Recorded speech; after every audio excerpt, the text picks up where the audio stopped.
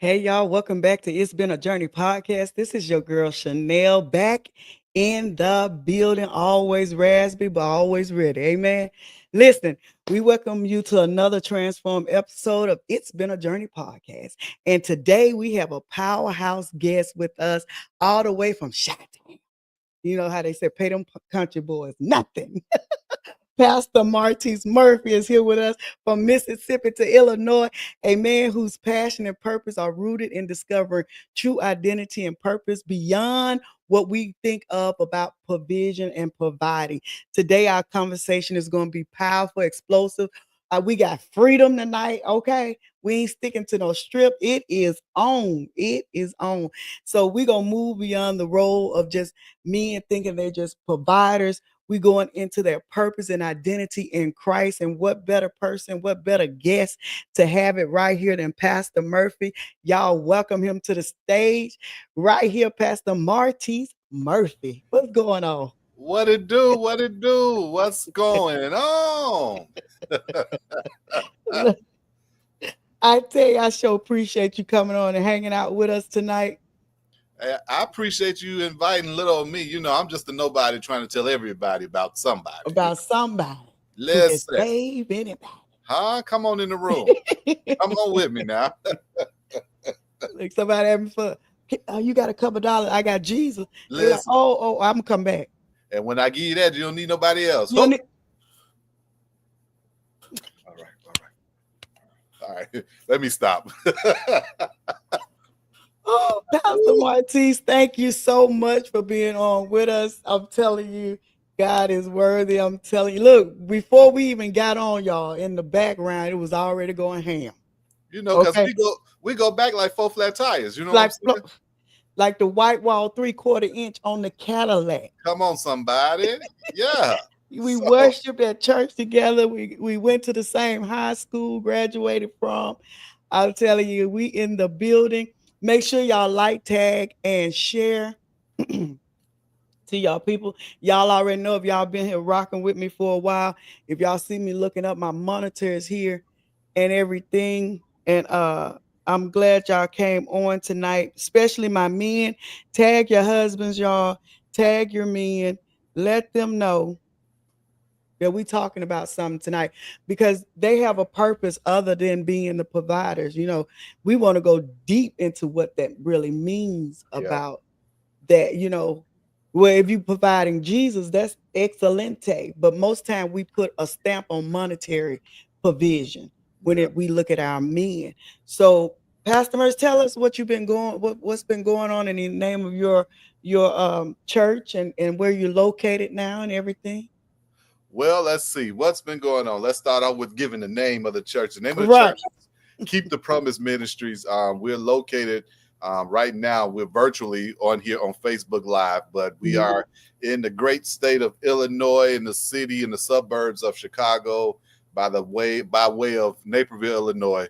And Okay. so, with that, that's what's been going on. And then on once a month, I've been gathering men together, me and my friend Don White, who owns a cigar and hookah lounge. And so we've been getting men together to kind of talk to men, having a safe space for men to come and chat and chop it up. So that's what's been on the plate, and just trying to make some stuff happen. Okay. So when you virtual, so when is your services so they can lock in if they want to? So we do Facebook Live on Sundays at 10:30. Sundays at 10:30, and it's normally either coming from my direct page, which is Martyce Murphy, and Mhm. if not, that is on the Keep the Promise Ministries page. Okay, that y'all check that out. Keep the Promise Ministry there in Illinois. Keep the promise. Yeah. When I read it, I said, well, I'm gonna let him tell. I ain't gonna tell everything. Uh-huh. So, give a little intro. Time I saw, I was like, God keep his promises. That song they be saying, Oh, God keep his promise. I'm oh like, yeah. What everybody, is that? Lisa Knowles? Is that Lisa yeah, Knowles? I can't even think of her name. That's all I can think of. Sorry, girl. Listen, I know they you do like they do her challenge. That's good quartet music too, I must say. Yeah. That's I real got good. a chance to sing with a quartet at the program Sunday. I mean Did Saturday. you? Yeah, I'm in y'all. I'm one of the praise and worship choir Mm. type. So I always wanted to lead, and so the 5 stars let me lead them. Jesus said, "If you," you couldn't Oh, tell me. I even put the mic down and try to walk down the aisle. no, you didn't. No, you didn't. Listen, you stepped out the box, huh? I did it all. I said, "That's a dream." There it is. There you go. I Now, didn't get it. now you probably need to put your little group together. Mm, mm, mm, mm. I'm gonna stay with the worship team. Okay, I got you. I got you. I got You you. know, you know, 'cause, you know, they work hard. With them quartets work hard. Yeah, you got to. Yeah, and they be traveling. So tonight we have some question for Pastor, and I know it's going to really, really, really bless you. And y'all, we're not sticking to a strip. Thank you, Lord. No scripts tonight. Nope, Hallelujah. No chicken strip. No, no. none of it. We go right on in. That's So right. we to I want to start it off though. In your own journey, when did you first realize that your identity went beyond just being a provider? When you saw the shifting that God had, from the raising to the purpose. You know how they raise young men this way, and but when God, what would you say your journey started at? My journey actually started when I noticed a lot of people flocking to me. A Mm, lot of men, a lot of because technically before I became senior pastor, I was a youth pastor, and not only just a youth pastor, I worked at a public school. So a lot of the young people at school would kind of flock to me because, if for some reason, I gained their respects because I listened to what they had to say. I didn't downplay them or come at them hard, like other faculty members or whatever. I took a listening ear because I had a passion for kids. I still do have a passion for the youth, and not only just the youth. And so, in the midst of having a passion for the youth, like I said, a lot of people start flocking. A lot of men from the job will ask questions, and then just being in different places by us doing marriage ministry now, um, a lot of men, reach out and say, "Listen, I need help with this. Can you pray for me for this? Or what's your take on this particular situation?" So, um, all of this started transpiring in my late 20s, yeah, 30s, and now I'm about to be 49, in September. So yeah, wow. That's amazing. That's amazing. So when you started, did you feel like you was gonna go in the ministry to touch the men? I know it's a congregational situation, but did you know that you was more predicated to the men in the aspect of ministry? You know, in the beginning, no. In the okay. beginning, because I will say, like I said, I was more focused on the youth because like I said, I love the youth, and I Mm, just saw the direction that the youth were heading. So by me working, like I said, working with them and dealing with them at church or seeing them at church, I loved them, and I was like, you know what? Somebody needs to step up and mm, show them that there's a better way to live, or it's a better way to kind of maneuver instead of maneuvering the way that they were maneuvering. So right. yeah, but then all of a sudden, like I said, the men just that thing just popped up. Me and Dr. Nancy, we've been married 14 years, and since we've been together those 14 years, that's when a lot of things concerning now the older generation, the men, which some are older than me, some are my Mhm. age, some are just a little bit younger than me, had started pretty much coming and saying, "Listen, what's up, man? We need to hook up, or I need you to, or I want you to be my mentor. I want you to be, I need to talk to you about some stuff." So yeah, Wow. So in the youth versus the older men, and we're gonna talk about young boys. Do you see still unhealed trauma even in the older men that's kind of similar, back in the 70s, 80s versus 20, 20, 22,000 children, guys? What is there a difference in that, or they kind of coincide? well, the thing is, you do notice, and it's so funny you would ask that question, Mm-hmm. because last month was Men's Mental Health Awareness Month. Mm-hmm. I So watch. which allowed me to do a video, a live every Monday. I did a live, and then on that I was posting different notes, different comments, different sayings or whatever, trying to bringing awareness to it. And I will say that it's still, you still see even today, like even with this thing that we're doing at the Cigar Lounge, you still see that men, we have issues, Mm. all every because we were reared a certain way, we were taught to do things a certain way, and so a lot of us have that thing to where we struggle with, when it comes to, you know just like you said, being a provider. Just, a lot of men, that's all they know is just to be a provider. And so they, with just them knowing just to be a provider, a lot of men hold things within themselves instead of being vulnerable, instead of being transparent and open to get counseling, to get help, to open up to their wives or either whoever they're close or friends with. And so they hold those things in, which causes problems. And so that's why, one thing I realized and noticed is that a lot of men, we get gray hair fast. Uh, your facial appearances, your health start going dwindling down. Your facial expressions start changing. You start looking older than what you are, and it's only because you don't have an outlet, or somebody you can trust to say what's really going on with you. Mm. For me personally, I had to learn that too. I was always one. Anybody ask me what's up, what's going on, how you feeling, I always say all is well, I'm good. Mm-hmm. Even though saying all is well is a good thing, it's a positive thing, but at the same time, I knew that I had some stuff that I had going on that Mm-hmm.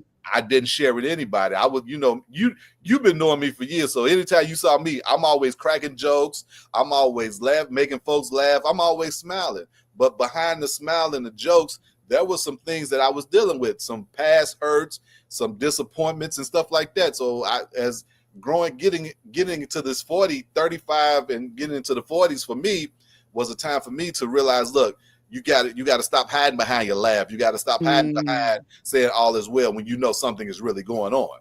Right. What was that like for you when you first opened that door though? When you first opened that door to be transparent, to be honest, even to Dr. Ness, what was that emotion like to do that? Um, well, I am my family. My family, we are an emotional family. So, but I was tearing up because after talking to her, when we first got together, she would say, that there's more to your life than what you see. There's a lot, you need to be connected to this person. There's more that God has on you, but in order for you to walk in it, you got to learn how to be open. You got to learn how to accept what God is placing on you. You trying to run away from it, but you can't run. I've learned you can't run away from who God created you to be. Let me You know, type that in the chat. yeah. Go ahead.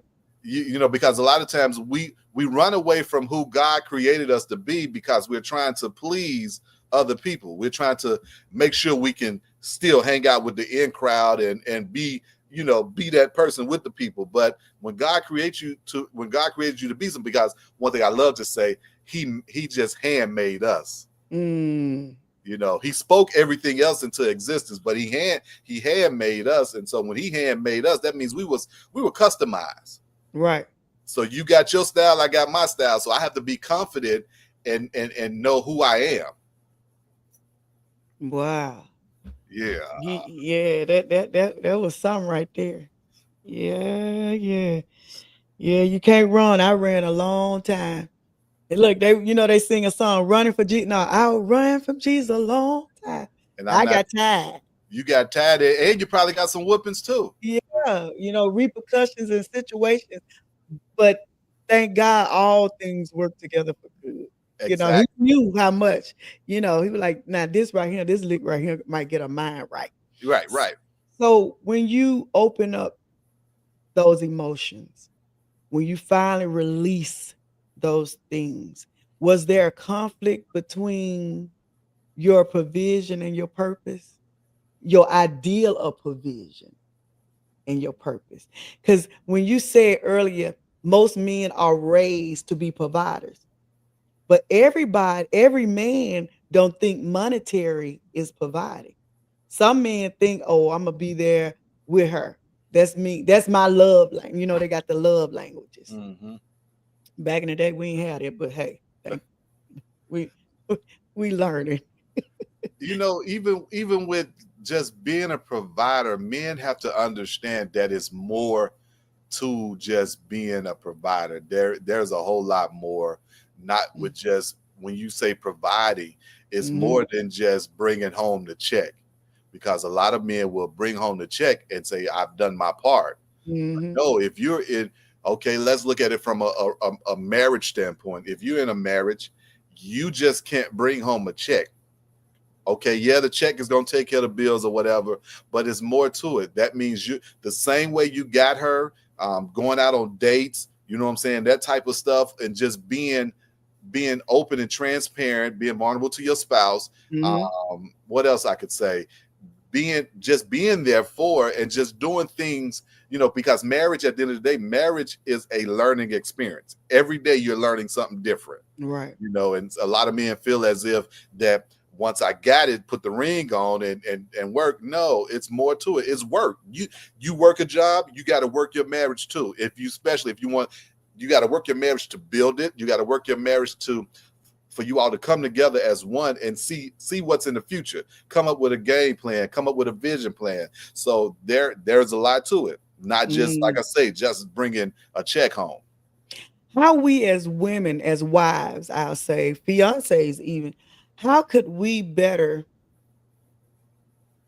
handle the situation in the area that's lacking? Just say the man is bringing that check. But what we need him to provide for us, if we in the sense of providing, is conversation, is intimacy. How do we speak those things when you have a person that's tunnel vision or raised by granddaddy, or or how do you speak to them, their heart, and not just them? You What my take on that is, what you have to do is, first of all, like you said, the first thing, the main thing is communication. mm, Nothing can get solved, nothing can get situated, nothing can get fixed without communication. It's going to take communication, and then not only just take communication, it's going to take the the man to open up once of all. But in order for the man to open up, he got to know that he trusts who he's talking to. mm, So he got to know that he can trust his spouse or his girlfriend, that's going to be able to say, okay, because at the end of the day, women are birthers. They give birth, they're nurturers. That's by nature.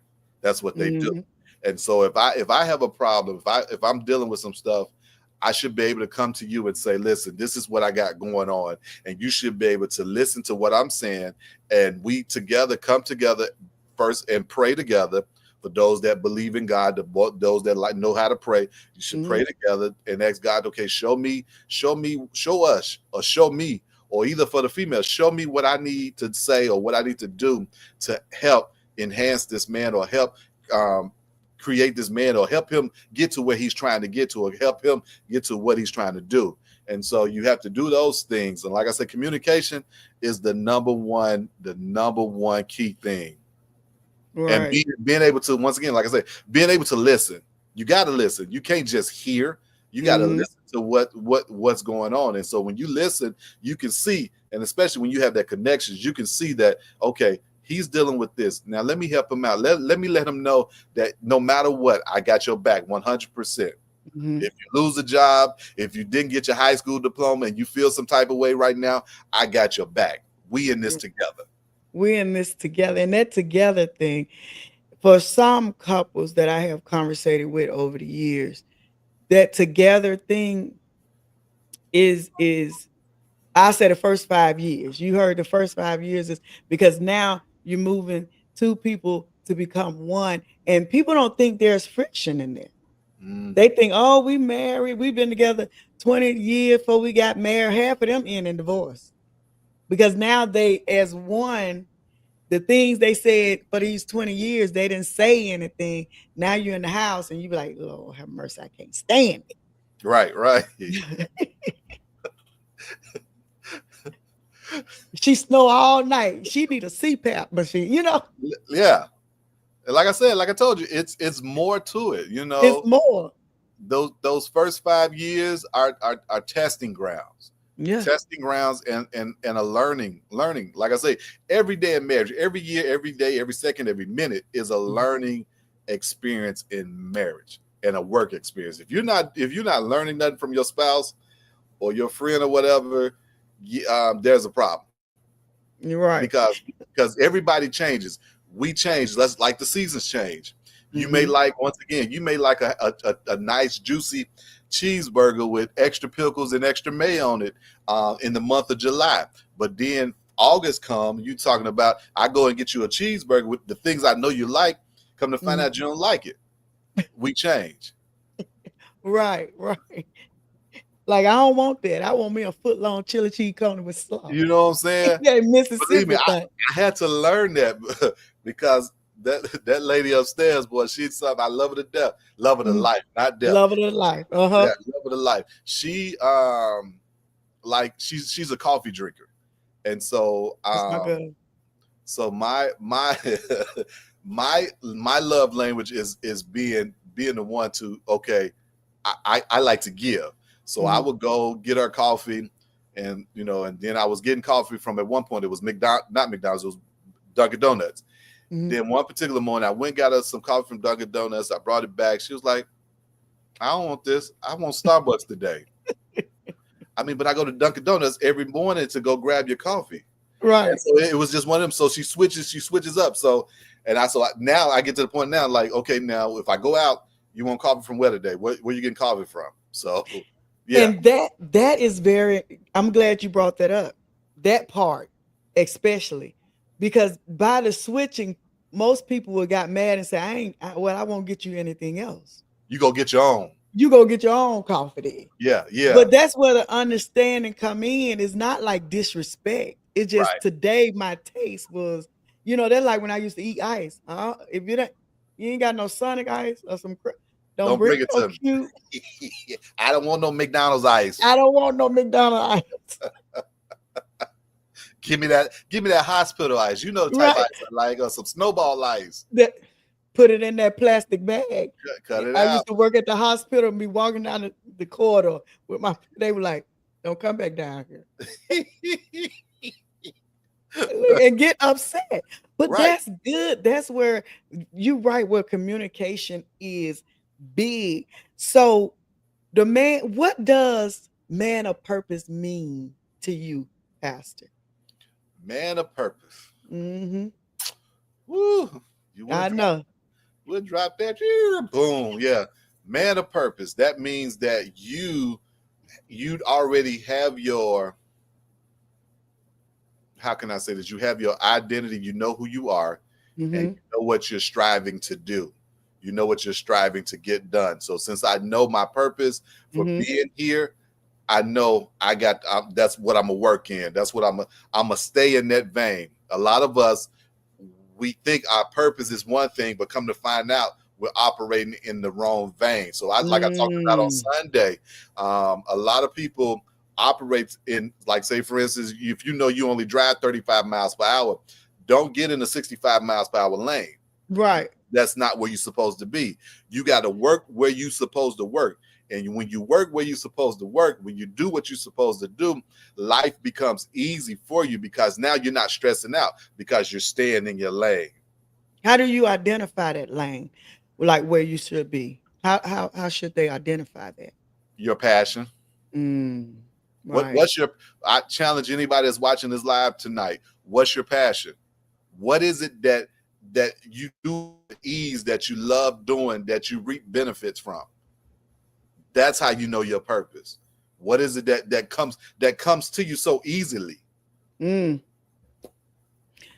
That I used to say that when I had Rep Your Grind e-magazine. I used to say when they come to me for consulting, I used to say, what do you love to do that nobody have to ask you? Somebody say, I love writing, just pencil to paper. I said, well, write, show me something and we'll see where it go. And then most time I was like, okay, take your writing, put it in a collective book to start off, and you got your business. Right Because there. when you, yeah, because it's people, it's just that, well, it's easier now because you can pick up a camera, get to talking, and become a millionaire. Yeah. Back in the day, we had to go chop cotton. Listen, I was telling you talking about chopping cotton. Now I wasn't the one out in the. I mean, I wasn't doing the summertime because in the summertime in the South, where we're from, Right. they had them summer jobs where the kids from school would end up going out there with not chopping cotton, but kind of what we used to call it, with getting the weeds from off the cotton. Yeah, that's yeah. We call it chopping, but Yeah, originally chopping was getting the. But we were chopping. yeah, They were yeah. picking. So I think I went out there one time, and that was it for me. I ended up doing other stuff around, because my dad had the shop. So I said, Right. look, I cut the grass I cut some grass somewhere, but this right here ain't for me because I don't like snakes. I wasn't too fond of, being a born in the city boy, but moving to the South. Here's a joke for y'all. When I first moved to Belzoni, Mississippi, Right. there was a Mississippi. ton of what they call dragonflies flying around. I didn't see that here in the city. Didn't know nothing Mm. about it. So I decided I'm gonna drive my bike off the ramp, off the U-Haul truck. I promise you, I drove my bike off the ramp on the U-Haul truck, left that bike in the middle of that dirt road, and went in the house. Look, I hit a ramp. I ain't gonna even tell you what happened. I called myself You was trying to jump one? I was trying to jump one. Yeah, we used to take them tractor tires. Yeah, we had that BMX bike. And I had my little fan going. Uh-huh. Yeah. See, those were the good old days. And I ain't Right. trying to jump off subject. And No, those are the things that kids today don't know anything about. Kids Mhm. today, what do they have? All you see them with is their iPads, their iPhones, their telephones, video games or computer games, and that's all they know. They Mhm. don't have the experiences that we've had. See, we had the experience of playing outside, going playing softball, kickball, and then I'll tell the people now, they say, man, you don't know how to swim. No, I don't know how to swim. That was one thing that I never learned because why? We didn't have that as an opportunity to learn. Mhm. They closed that pool down before I knew it. They closed the pool Yeah. down. And if you wanted to learn how to swim, they would say, don't go over there to that bayou over there because the people that drown ain't know. So I never Over learned the how to swim. bridge. Don't go Yeah. over the bridge. Yeah, because that to me is now what I can say about where we're from.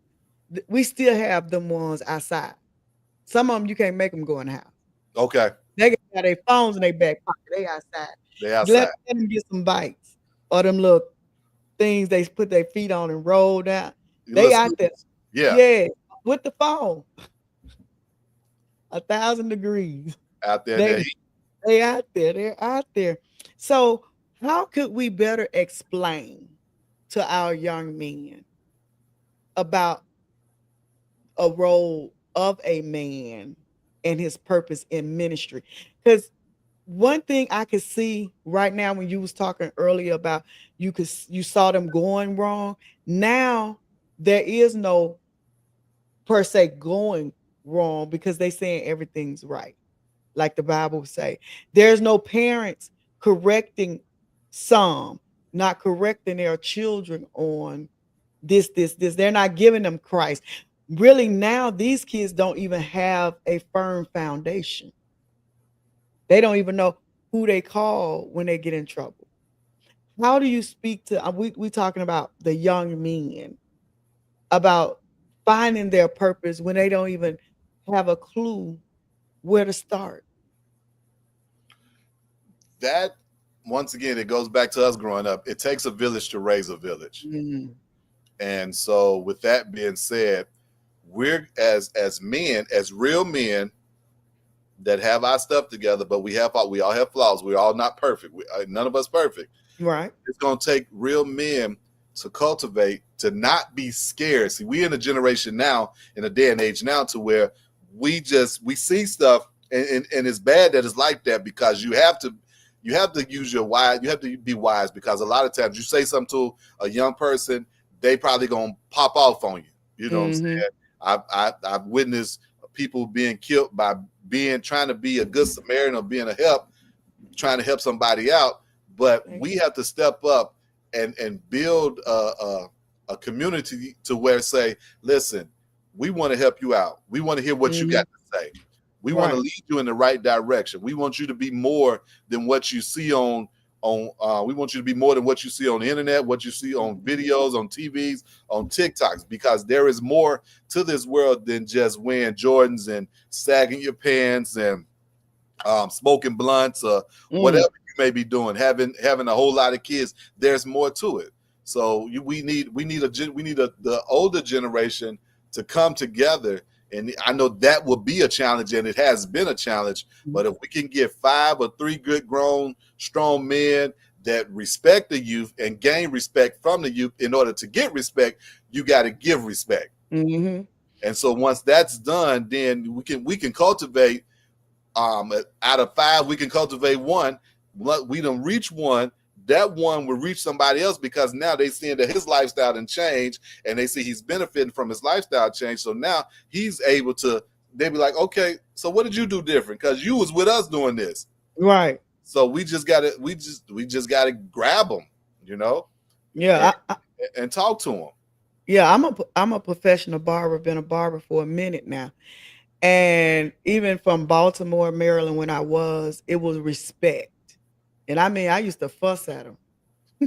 I remember one young man was on a bike. The 12 o'clock boys was big back then. Right. I used to cut a few of their hair, Okay. so Okay. I didn't even know they were famous until they showed me the video. I'm like, shut up. And then so one had got a deal with Monster Bikes, and he was traveling. And I Awesome. mean, making good money. And he came back and he had his bike, the bike they gave him. And he was coming through traffic up on the wheel. Before I knew it, I had ran out the barbershop. Come here. And the guys was on the stoop across the street saying, here she come, man. Like, you shouldn't be doing that. Right. But they knew I cared. And in the barbershop, the guys, I was the only female. In every barbershop I ever worked in, I was the only one before I got my own. And they would never say anything, but I would say something. And when they saw me run out that door and do that, they was like, you crazy. They'll shoot you that. And they were like, no, they were laughing because they would tell them, here she come, here she come, here she Right. come. I would run. If you don't get out that street, God done bless you, to make this money. And he was like, yes, ma'am. He probably went down the street, but he didn't come back right there. But that's how, sometimes they want you to say something. And you have those ones if they're in the wolf pack, they may, but genuinely they know if you care about them. Yeah. And most of the time, the huffing and the puffing is because they don't feel like anyone cares. Because they hearing it at home. You ain't nothing, you're gonna be nothing, your daddy want nothing, your uncle ain't nothing, your granddaddy ain't nothing, your mama ain't nothing if that's grandmama. You know what I mean? Yeah. You you did. I hate that 2-letter word they got. I hate it. I don't say it. And I do not that why I don't like it. I don't like it because you labeling them because the original definition for the N was ignorant in the original Webster back when I was growing up. Mm-hmm. So I look for it now and couldn't find it on the internet, but I got an old dictionary. Oh, that came Yeah. with that encyclopedia The collection. Encyclopedia Britannica. Uh-huh. And the original for that word Nigga was a person of ignorance. Now Right. that it's a colloquial slang, da da da. No, so I don't. When you say that, that's what you calling them. Yeah. You know what I mean? Life and death, the power of tongue. You calling them that. Right. So how can we change the language of the older people to even get respect from the younger people? Because they doing what they can't respect nobody because you getting high with them. You drinking with them. Yeah. You belittling women with them. And they looking at you like, bruh, how you gonna tell me something? Yeah, that I will say that's the challenge. Mm. That's the challenge. Because once again, it's gonna take. I've learned it takes you have to be around certain people. Mm, My saying is, if you want something different, you got to do something different. mm-hmm, I can say whatever I want to say to you. I can tell you this all day. I keep feeding it to you. You got to want it. You mm-hmm. got to want the change. You got to see yourself doing better.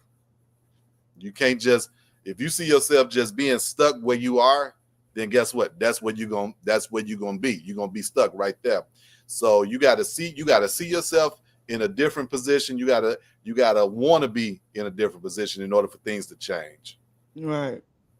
And sometimes that I think that's the scariest part, the seeing yourself differently.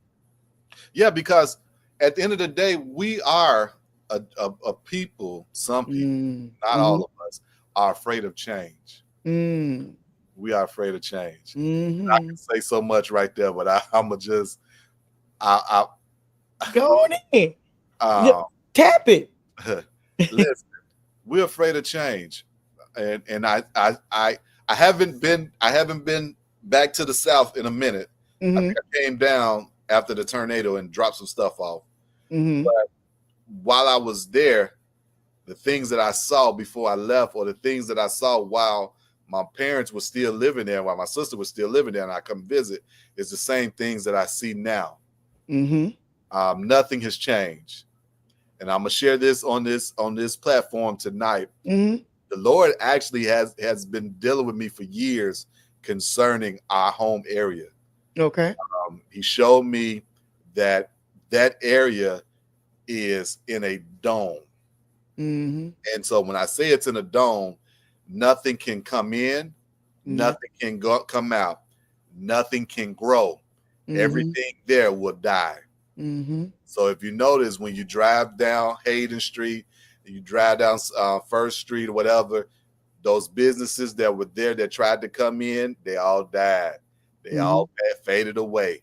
So some of those businesses now are empty buildings, empty shells. But in order for those things to change, the people of that area gotta want change. And not only do they have to want change, they're going to have to come together and come together as one, Mm-hmm.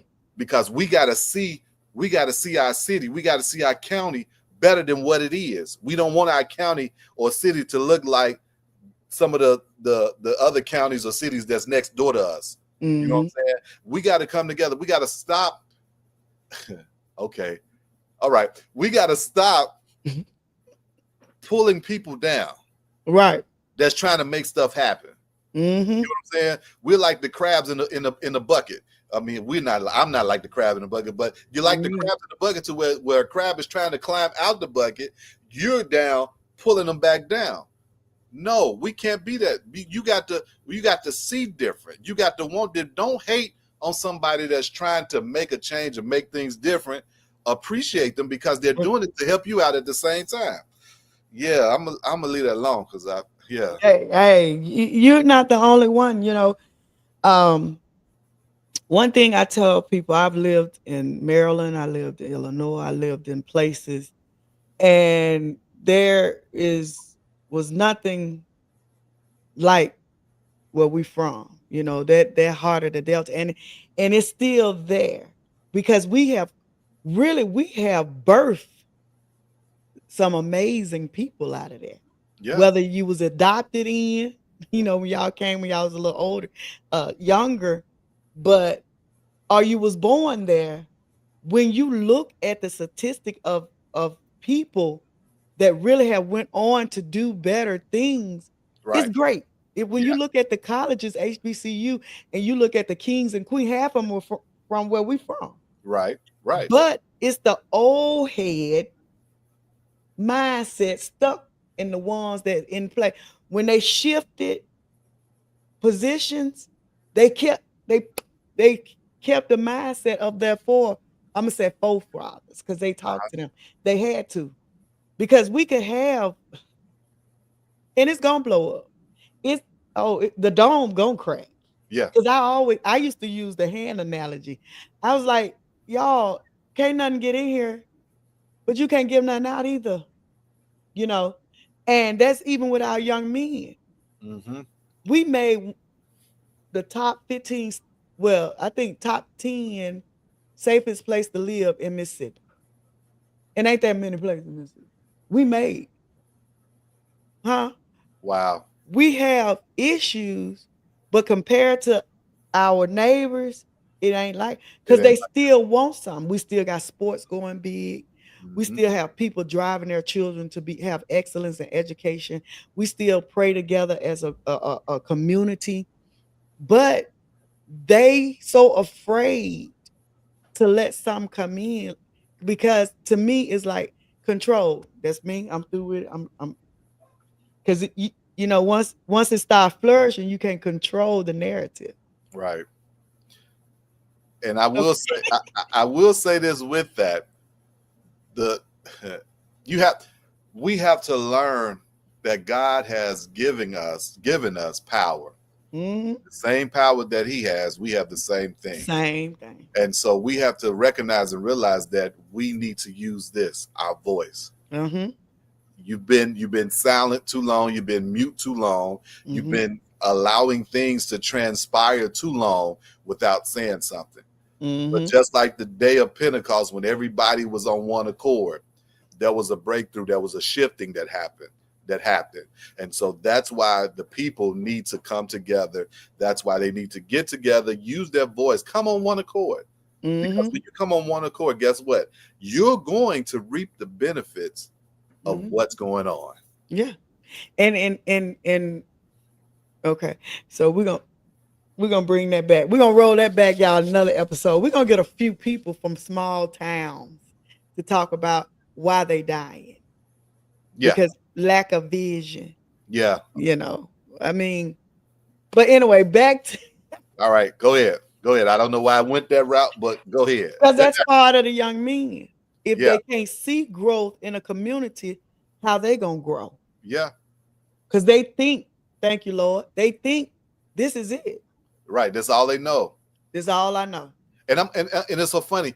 Even even in the big city, where even in the city of Chicago, on Mm-hmm. the west side, when I was working at one of the public schools on the west side, all the kids knew was a four corner radius. So Mm. for us here, it was like North Avenue, which is 1600 North, to I'm gonna say Madison, which is zero. That's the separate North and South, Mm-hmm. and then to like Pulaski to Austin or Harlem. They only knew that. They never experienced downtown. Downtown is beautiful. There's things to do downtown. They never experienced it downtown. They never experienced anything outside of the four corners. And so, because all they knew was my area, my territory, where I grew up at. All they knew was that area. And so once they had the chance to go, and we would, they would take kids on field trips to the zoo and to the shared aquarium or just downtown by the beach, and the kids would come back like, wow, Right. you mean to tell me that there is more than what I see and what I know where I live? Yeah, there's a whole lot more. And so until they can break the glass and break the box and see those things, and people encourage, if you got to have somebody to encourage you, you got to have people to push you and motivate you. Right. And now I can tell you a lot of voices that have moved away is talking more towards, because they know how the city is. You know what I mean? I particularly ours. You know, we are a gathering people. You say one thing and people hit the highway, they is on. Yeah, You know, we can conjugate. Wherever we go, we migrate to each other. yeah, We could be at homecomings, at in colleges, and before you know it, the whole city is migrated to that one spot.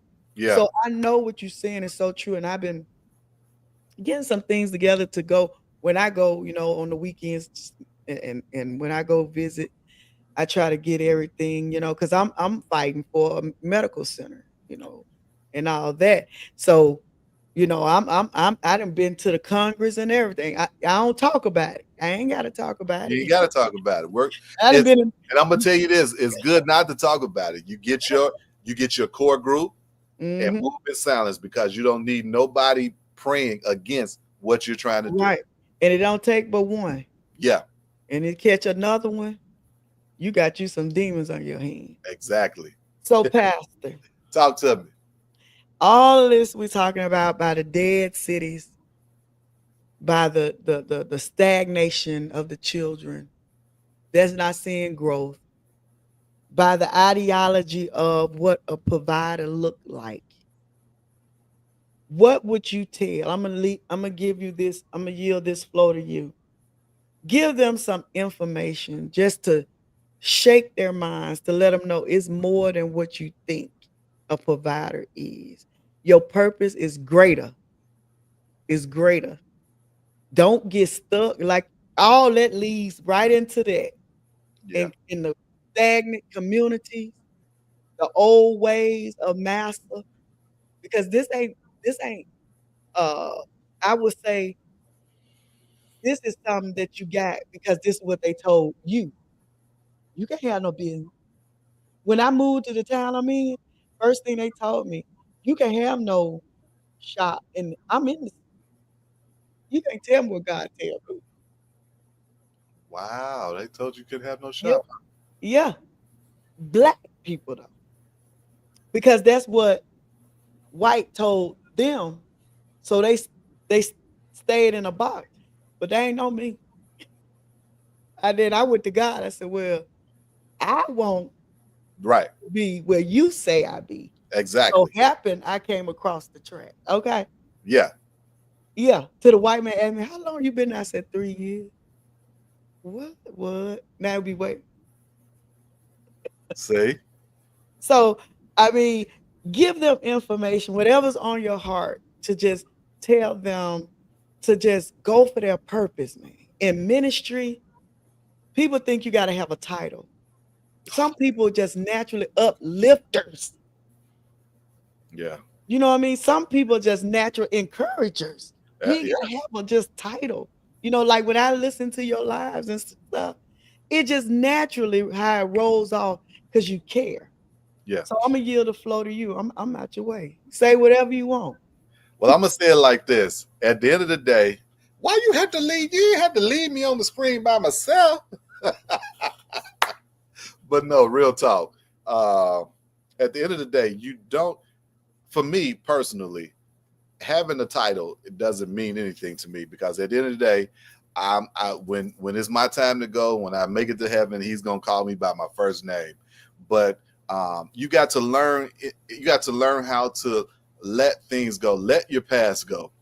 Whatever mistakes you've made in life, whatever issues you had in life, whatever things that you didn't accomplish in the past, you have to let it go. You cannot allow what you didn't do or what happened to you in the past to be a ball and chain that keeps you from moving to the destination or to your destiny where God wants you to be. And not only that, I want to say this to you. Some of you all may be watching this live and you feel like that you're not qualified. I came to let you know this evening on this Monday night that you are qualified. God has given you tools. He's given you, like I said earlier, he's tailor-made you. And so since he's tailor-made you, you are qualified. So never feel like you're not qualified because of your appearance. No, change your perspective. Change your perspective. Change the way you think. Change the way you speak. If you change those things, you will see a change. You will see a difference in your life. You will feel a whole lot better once you make the change. But you have to be confident in who you are. And in order to be confident in who you are, I admonish you to surround yourself with people that you want to glean from, people that you want to that you can gain information from, that can push you to a higher place. Somebody that's thriving or somebody that's on the way to thriving, on their way to doing something greater or better in their lives. Connect yourself with like-minded people, not people that can't boost your mentality up. You need to connect with people that can help you out in this season in your life. And when you do those things, I promise you life will be a little bit different. Life, even though it may be a challenge, even though it may be a struggle, working out is a struggle. You know, we go to the gym to work out. And working, lifting those weights is a struggle. But what do? You have to be like the fish. Like I like to say, you have to be like the fish on Finding Nemo. You just got to keep swimming. So when you're working out, you got to keep lifting those weights, keep going. I don't care how tired you get. I don't care what it looks like. Do not allow people to dictate to you who you are and what you should be doing. No, you keep pushing, you keep pressing, and things will get easy and things will get better for you. Yeah, things will get easy and things will get better. I knew you had something to say. Yeah, don't leave me like that no more. You supposed to stay on the screen with me. I'm just saying. Look, I did one lady, and I said, "Well, I'm gonna let you talk." And I went off. She said, "Oh, I think she gone. I think it went out." I was like, "No, She's right here. She just left you on the screen by I'm yourself. just, yeah, I'm just gonna let you because sometimes, I feel like when I leave the screen, you really could say what you because it's just you and them, not you, me, and them. You know, because I want to make sure they hear what you say without my noise in the background. I got you. I got you. Yeah, but I appreciate it. I thank you so much for coming on. I want to maybe I think we talked about some of that in back in 2016. What's that? What we talking about? Right before about the doing something for the city. Yeah, we did. Yeah, yeah. It And I was think actually, yeah, right before COVID. Right before COVID actually hit. and I think I told you something about I wanted to do conversation with a black man. Did I tell you something about that? I So believe. what I'm learning on this little world wide web, okay? They don't Uh, call it how to put the things up where I can have a panel.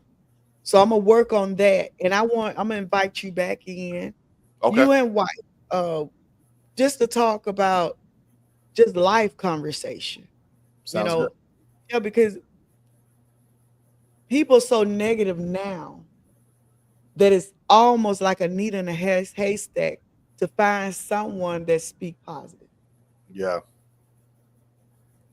It's So, me, my husband and I, you, your wife, maybe another, and just speak like from where we was from to where we are now, how our words, that is very important, especially in this season right now.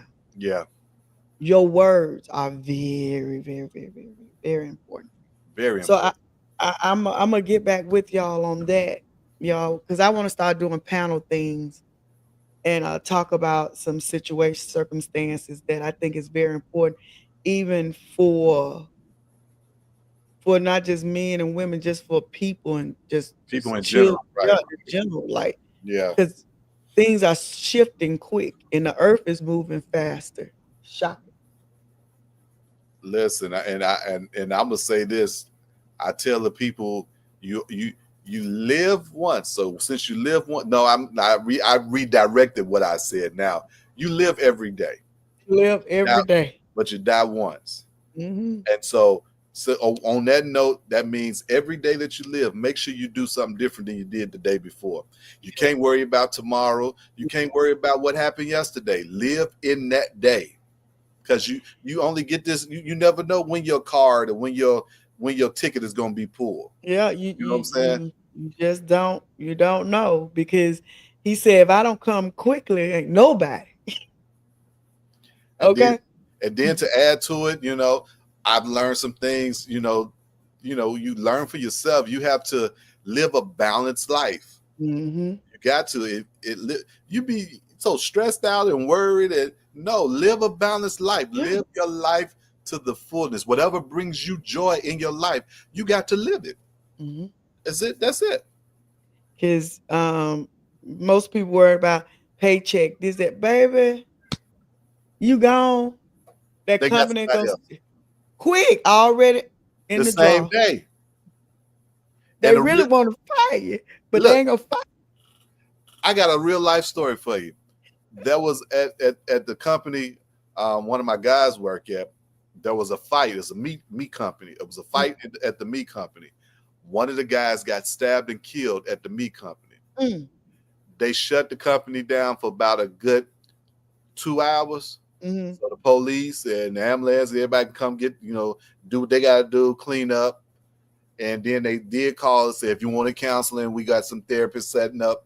But they went back to work, and they had somebody else. They opened that position for somebody else to come work. Right. So at the end of the day, you can bust your tail for whatever, any job. If you're not Mm-hmm. self-employed, you can bust your tail for any job. Anything that happens, if you drop dead tonight, that your position is open tomorrow. Even if you're self-employed, let me have a 2 minute appointments and I miss, and I call them. I say, "Oh, well, you can come on." They be like, "Oh, well, I got to cut." Yeah, I don't went to somebody else. Exactly. See? They Yeah. jacked me up. Now it's my fault. See, if you would have been here, Right. oh, you should. Yeah. Well, And thank you so much for oh, you're coming. welcome. Tell them once again your ministry and what time, and anything else you would like to leave for them. I ain't gonna leave you on this time. Okay, that's good. I appreciate you. I thank you so much. Listen, my ministry, name of the ministry is Keep the Promise Ministries. Well, we are a ministry of family, love, and fellowship, which is what we're about, bringing it back to how it used to be in ministry. So it's Mm-hmm. Keep the Promise Ministries. I'm the senior pastor, and alongside my wife, Dr. Nancy Murphy. We also, if you're married, we also have a marriage page called Marriage God's Design Chicago. But just because it says Chicago doesn't mean it's just for Chicago. That's just the name of it. And so we have a marriage ministry page where we do marriage ministry, and we do gatherings, get together once a year. All the couples get together.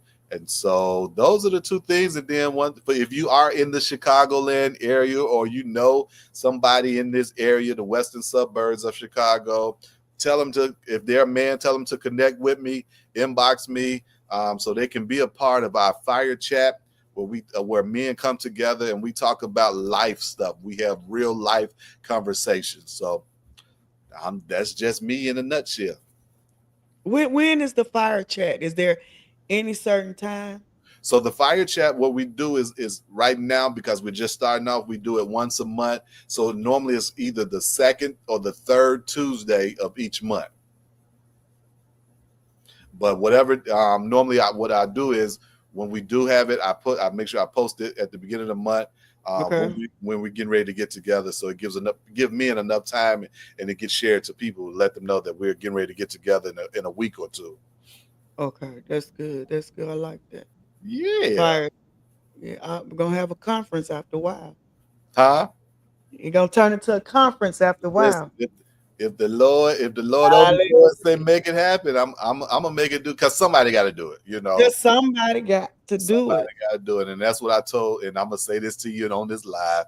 I Do told it. them, because um, being growing up a certain way, but living life, I've learned that everybody is not going to come to the four walls, and I know that can be another subject for another day. But Mhm. women are not all the women are not going to come into the four walls. All the women are not going to come to a tent revival. All the men and women, they're not going to do it. So what do you have to do? You have to be like Jesus. You have to go out to them. No Mhm. matter what lifestyle they live, no matter Mhm. how they dress, how they look, you got to go out to them. And you don't have to be, because this is what we mess up at. You don't have to hit them with the full church lingo or the full church Mhm. thing. You just, how can I help you today? Right. You know, General conversation. general conversation. And then your lifestyle. If they see your lifestyle, they're gonna be looking at you like, hey, how did you get that way? Why are you like so Mhm. happy? And then you begin to just share Right. just good news. Share. Then you could throw a word in there if you want to throw scriptures in there. But that's the way you get the people. And so Mhm. with me doing this fire chat at the Cigar Lounge, I know and I don't care if people are talking behind the scenes about, Mhm. oh, Pastor at the Cigar Lounge. Yeah, I am there. Pastor is pastor is on the shelf. Yes, Martyce is at the Cigar Lounge, and we're having real fellowship. We're having Mhm. conversation, because today men need that conversation. Women, y'all do it easily. Y'all can get Right. together We and y'all brunch. talk all the time. We, It don't even matter. But men, I'm gonna tell you this. We got together on the first night, and it was about 15 men in the room. On mm. the first night, 15 men, and every man in that room had something to say. Oh, that's good. Now, if I can get 15 men, because normally you out of 15, you probably get about 7 of them that say something, Mhm. and the rest of them will just sit back and listen and just be like, okay, like that. But for every man in the house, in the room, to open up their mouth and say something, say what they're dealing with, or say had a question about something, that's unheard of. Right. But that means you went where you can reach them. You wasn't so far up. You know what I mean? Because I had to do research on the pulpit. You remember they used to tell us don't go in that pulpit. That and realize the only reason they formed the pulpit because they was at the level and everybody in the back couldn't see them. They put shut up, shut up, shut up. No, they put us on pedestals. Hmm. And then people think, well, they must never, or that's why when God first told me to do It's Been a Journey, I got sick. I mean, literally. It took me 3 years. I almost passed out when he told like, no, I don't talk to people like that. We ain't cool like that. Right, right. Chanel go and smile and I be, hey, and I but tell him my Kool-Aid. And when I did, when I say it just I said, I don't care who on here live, the replays. Because a lot of people don't want you to see, and then they want to comment, but I'm telling the inbox be inboxing. See, So right, I said so. Sometimes people haven't gotten the courage because I got sick when the Lord told me like I don't talk to people like that. Tell my Kool Aid. and as long as you reach one, Right, you done done your job. You done what you're supposed to do. that's it. That's it. Yeah, So once again, thank you. Tell Dr. Nancy I said thank you for allowing you to get us this time. I will definitely do it. Yeah, thank you so much. Stay in the background. I'll be right back with you. All right. Y'all, thank Pastor Martyce Murphy for coming on and giving some good conversation. Y'all, that's what I like. It's some good, free flowing conversation because no message is ever wasted, whether it's from you being raised in a small town and they suffocating you, or you raised in a big city and never going out the four corners. If you don't really understand what provision is, and you will never really understand your purpose because provision is more than money. Men is more than money. Ladies, you say you want him to have a good job, but he may be abusive.